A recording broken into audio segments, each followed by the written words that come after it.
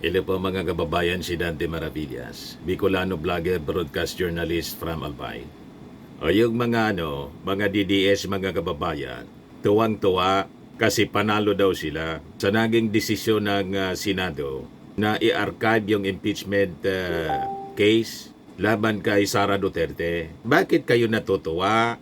Sa totoo lang, panalo po ang impeachment. Yung mga pro-impeachment trial, panalo kami. Panalo si Tito Sen na ipa-archive. Kasi yung motion po ni Senator Marcoleta is to dismiss. Hindi nangyari yung motion to dismiss. Kasi kumontra mga kababayan yung Senate Minority Leader, si Tito Sen. Inilibate pa nga niya, mga kababayan sana, to table lang po. Motion to table, yung motion to dismiss. From motion to dismiss to archive to table. Pero I think strategy lang yun ni Tito Sen. Kasi po, ang talagang objective niya is to archive.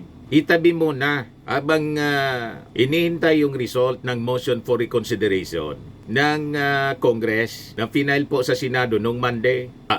Sa Supreme Court nung Monday through the Solicitor General. So ang ibig sabihin, mga kababayan, buhay pa rin yung impeachment case. Hindi po nailibing ng majority ng mga senador. Madaling sabi, they failed to kill the impeachment case.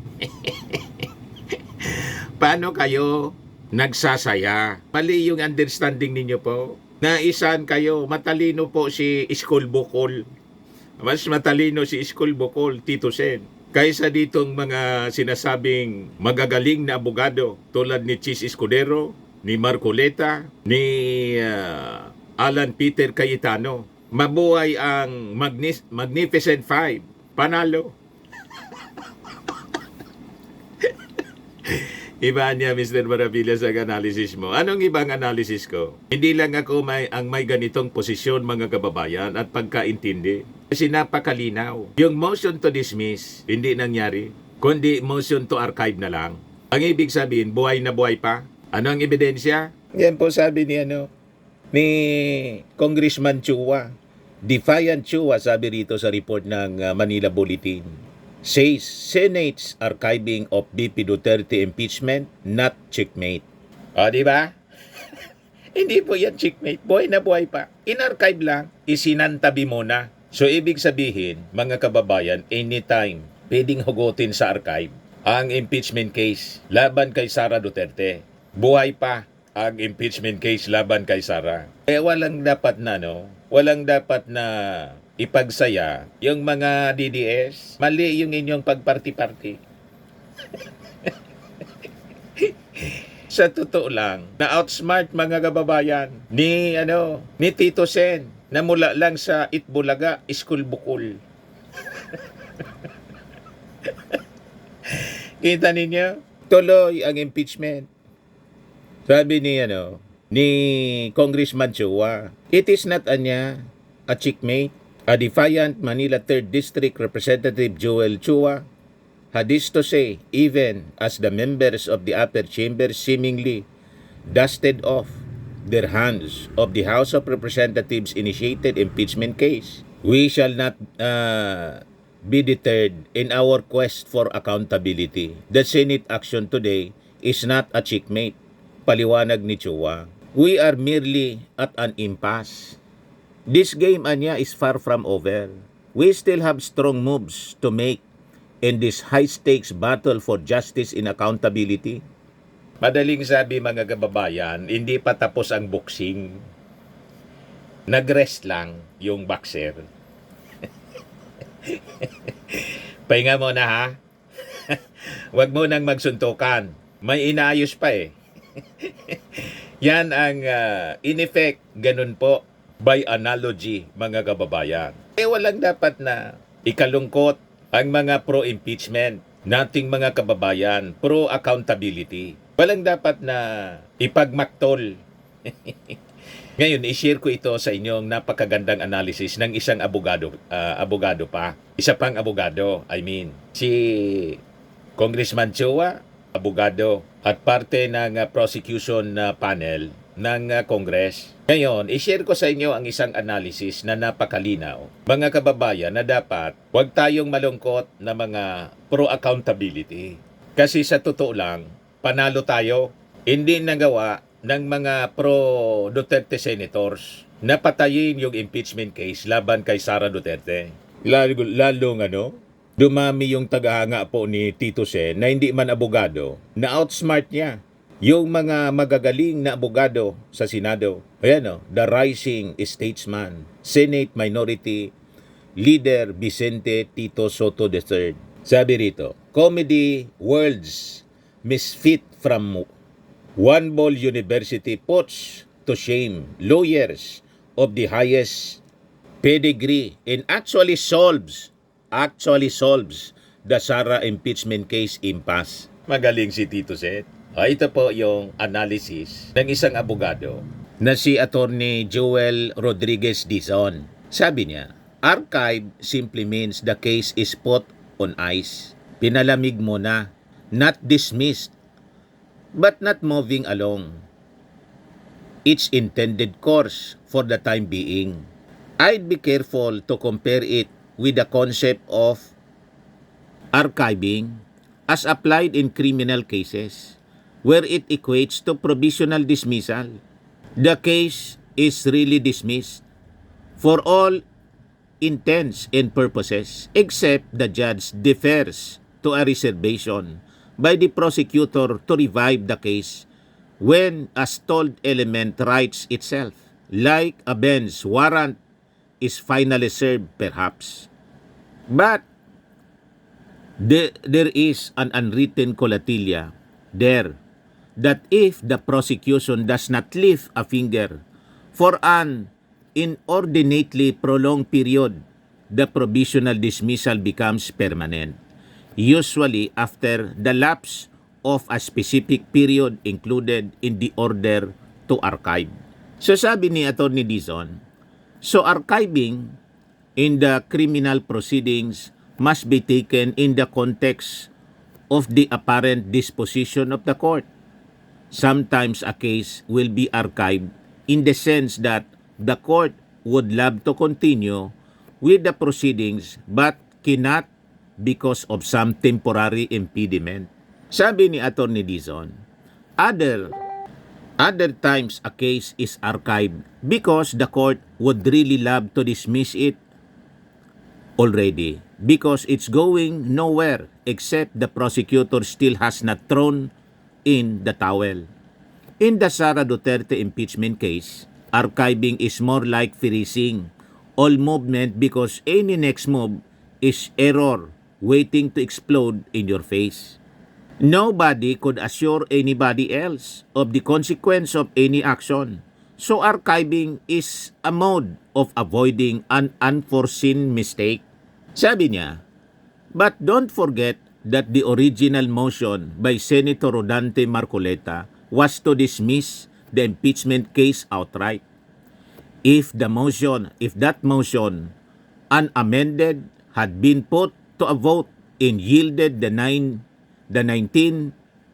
result, will not be talking of any more impeachment cases until February 6, 2025. Pero sabi niya, but Senate Minority Floor Leader Vicente Tito Soto interpellated Senator Marcoleta and drove him into a corner. Sabi ni Tito Sen, what happens anya if we dismiss this case and then the Supreme Court grants the motion for reconsideration? Sabi ni Marcoleta, that question anya is speculative. Sagot ni Soto, yes, may I have a speculative answer? Soto post on. Na corner po ng school bukol graduate na si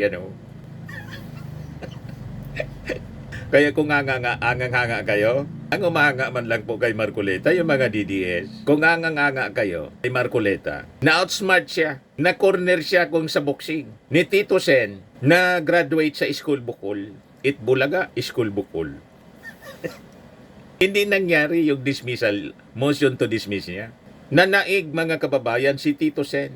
Gusto pa sana ni Tito Sen na gawing mas mataas yung level sa archive. Ilagay natin niya sa on the table. Motion to table.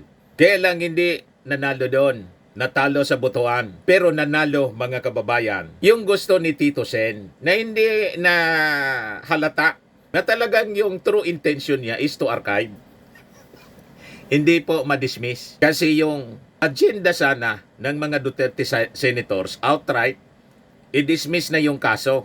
Impeachment case laban kay Sara. Hindi nangyari po. Kaya ang akala ninyo, nanalo kayo. Hindi po, panalo si Tito Sen. Kasi ang ibig sabihin, buhay pa yung impeachment. Na-archive lang. Na anytime na lumabas, timbawa, favorable ang desisyon. Na-reverse yung desisyon ng Supreme Court. So, ang mangyayari, huhugutin lang yung in-archive na impeachment case para ipagpatuloy ang impeachment trial. Naintindihan na ninyo, mga DDS at mga Duterte senators. Na-outsmart kayo ni Tito Sen. Magaling sa dama. Hindi yan abogado po. Well-versed sa parliamentary procedure po siya, no? Expert. Magaling maglaro. Si Tito Sen, na hindi abogado, tinalo sa soksok ng pyesa sa chess. Yung mga senador allied with Duterte. Nagets na ninyo? Na-corner po. Si Marcoleta ni Tito Sen, no? But Senate Minority Floor Leader Vicente Tito Soto interpellated Senator Marcoleta and drove him into a corner. What happens if we dismiss this case and then the Supreme Court grants the motion for reconsideration? Tanong mga kababayan ni Tito Sen. That question is speculative, sabi ni Marcoleta. Yes, may I have a speculative answer, sabi po ni Tito Sen. Matalino si Tito Sen. Marcoleta said he was not very good at speculating. He prepared to avoid second guessing before he realized that the phrase really meant therefore be certain. And since he did not want to speculate, how can we be certain about anything? Tama. So, napaamin mga kababayan ni Tito Sen na hindi ka ngayon pala sigurado. So, kung hindi ka sigurado, di, paano tayo magiging sigurado sa anumang bagay? O, diba? Na-corner si Marcoleta po. Nawala yung pagiging legal luminary ni Marcoleta, na puring-puri ng mga DDS, oblivious ng reality, na panalo mga kababayan yung agenda ni Tito Sen na i-archive imbes na i-dismiss. O diba? Pag in-archive po, pinatulog muna. Matulog ka na muna, dyan ka muna, pero pwede siyang gisingin. Pero kung pinatay mo ng tuluyan, outright dismissal, hindi mo na pwedeng buhayin ang patay na. Nagets na ninyo? Kung gaano ka-smart. Natalinis si Tito Sen na graduate sa school Bukol.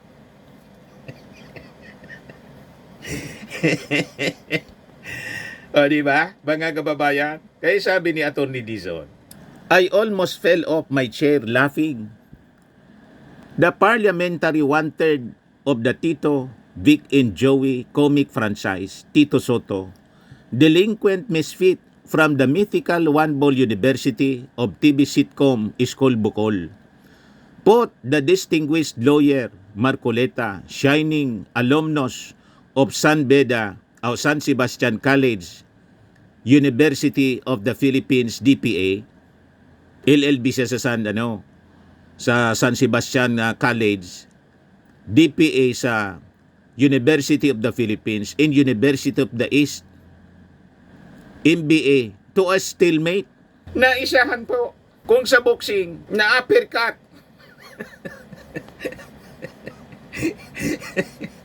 Biglang na-uppercut, mga kababayan, sa panga. Hindi umubra yung abogado na gustong immediately outright i-dismiss. I-dismiss forthwith Panalo si Tito Sen. Yan yung sinabi ni Tito Sen, let us not dismiss forthwith. Nauna nang sinabi ni Soto sa sesyon na hindi dapat magmadali ang Senado sa pag-dismiss sa impeachment complaint. Anya, may motion for reconsideration ay inihain ng Kamara sa desisyon ng Korte Suprema na ideklarang ang konstitusyonal ang impeachment. We shall wait for the resolution of this motion for reconsideration. Let us allow and give chance to the Supreme Court to rectify its decision, which contains a clear and blatant errors for their sake and for future impeachment proceedings, sabi po ni Soto. So panalo si Soto, mga kababayan, let us not dismiss forthwith. Hindi nga na-dismiss forthwith, mga kababayan, in-archive lang. Bumoto ngayon. Sinabmit sa butuhan, panalo si Tito Sen. Bakit? Yung original motion po is for dismissal.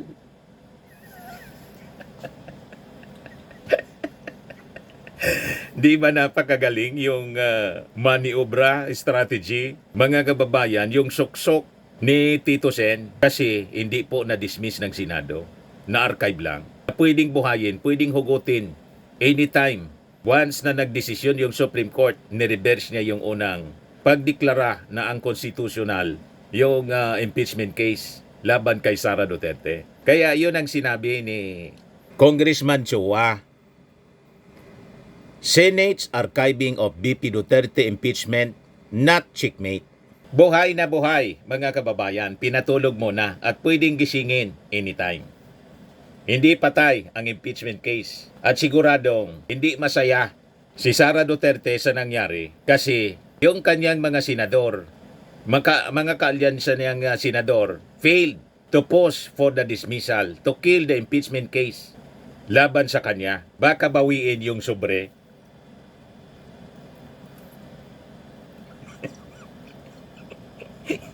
Ano niya, Mr. Maravillas na sobre? Mahilig sa sobre si kaya nga siya na-impeach kasama yung sobre. Yung alam na ninyo.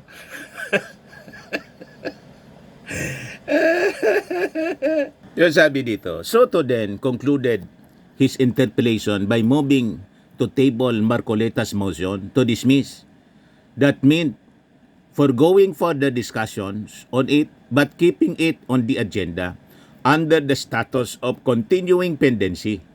For all intents and purposes, a motion to table is almost as good as motion to archive, sabi po ni Atty. Dizon.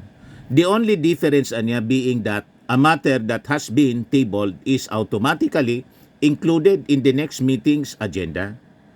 So when the Senate President Chis Escudero stumbled all over himself, first declaring that Marcoleta's motion was lost, before correcting himself that the motion to amend the motion of Senator Marcoleta is the one that lost, there was suddenly an opportunity to harmonize the motion to dismiss with the motion to table, and it resulted in the motion to archive.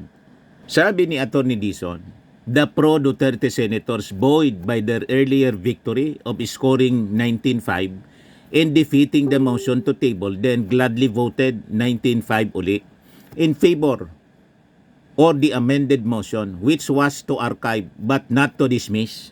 But that was precisely what the Soto motion was seeking to archive or to achieve in the first place. So Senator Soto, don't forget, he is the most senior and most grizzled veteran on the floor along with Senator Pampilo Lacson. The rest of the senators, especially the neophytes, are all went behind the ears, pulled a fast one. They never realized Soto could have moved to archive the impeachment case directly.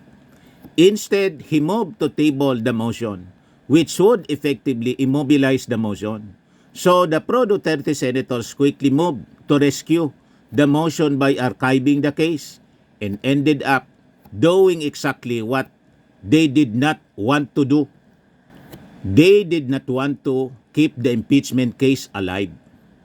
Now, not only is it still alive, it's totally safe in archive. There will be no discussion on it until the Supreme Court resolved the motion for reconsideration. But it was not dismissed. Naisan po ni Tito Sen.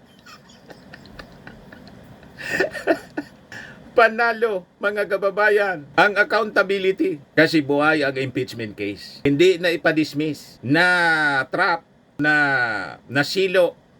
Tama na trap. Sa motion, sa galing ng strategy na ginawa ni Tito Sen, nahulog sa patibong. Yung mga Duterte senators. Hindi nila na ipadismiss, na ipa-archive lang. Ayun man talaga yung intensyon ni Tito Sen, ma-archive. Ang ibig sabihin, hindi napatay, hindi na-dismiss, buhay ang impeachment case laban kay Sara Duterte. Kapag ni-reverse ng Supreme Court ang una nilang desisyon, tuloy ang impeachment trial.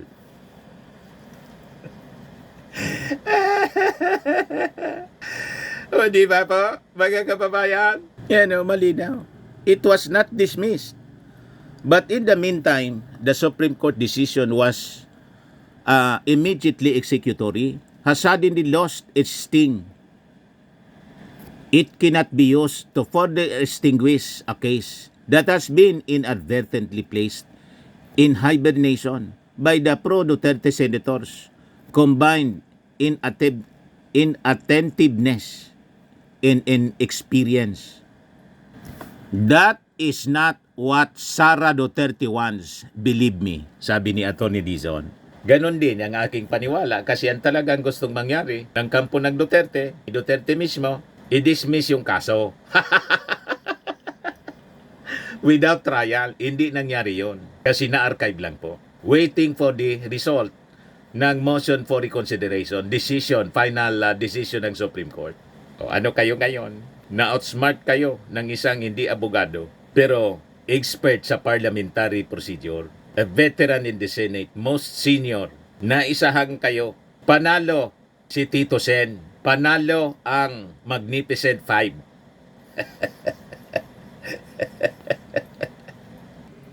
Sa mga naghanap ng malinis and spacious fitness gym, pumunta lang po kayo sa aming Colossal Fitness Gym. We also offer Grab Car Rental with our brand new 2023 model ng Toyota Innova. We also accept booking for those who are planning to travel via PAL, Cebu Pacific, and other airline companies, local and international, and bills payment for Meralco Bills, PLDT, Aleco Bills, etc. Ang Colossal Fitness Gym is located at 3rd floor Security Bank Building, Landco Business Park, Legazpi City, Albay. For inquiries, look for Chilon Maravillas. Contact number 0966-802-0949. Yan yung aming Innova. Lagi na pong matao sa amin. Pati mga foreigners po, tingnan ninyo, mga British tourists sila. Ang lalaki ng katawan na, mga kababayan, nag-gym sa amin. Ito naman po, Indian National. Ito mga mga European sila. Ito naman yung bago naming product na binibenta online, Eye Glow Serum. Whitening po siya galing sa South Korea. Tingnan ninyo yung epekto sa aking anak na architect entrepreneur, Riz Maravillas. For inquiries, look for Riz Maravillas on FB. Ito naman po, Fairmax Firming and Lifting Cream. Pinapahid po ito sa mga pulses and affected area. Mainam po ito sa mga pains at paninigas na mga kasukasuan. Ito po, Automax Radiant Serum. Sa mukha naman yung application. Anti-aging po siya. You will look 10 years younger than your age. Ito naman po yung bagong product naming binibenta online. I am a worldwide amazing pure organic barley powder drink mix from Australia. Endorsed by cancer survivor actress Maritone Fernandez. Pwede kayong magnegosyo nito, mga kababayan. I-contact lang ninyo yung aking anak na si Riz Maravillas. Yan po. May promo kami ngayon sa Amazing Barley. May mga travel incentives po ang company. Marami kaming stocks for your orders. Napaka-stable po ng aming company. I am Worldwide Corporation. Tingnan naman ninyo po, mga kababayan. Big time. Mga big time po yung mga distributors. Tingnan naman ninyo. Lahat may cars. Mga bata pa ang mga kasali, mga kababayan sa company. Tingnan ninyo, mga distributors po. Ang mga benefits niya po, health benefits, boost immunity, improves digestion, enhances energy levels, packed with antioxidants, prevent cancer. For your business inquiries and orders, look for Riz Maravillas. Pwede din po sa akin, dumirekta kayo. Sa mga mahilig naman po sa mga imported bags and wallets, dumiretso na lang po kayo kay Ma'am Eileen Rosales, Eileen Closet po. Based in America po siya.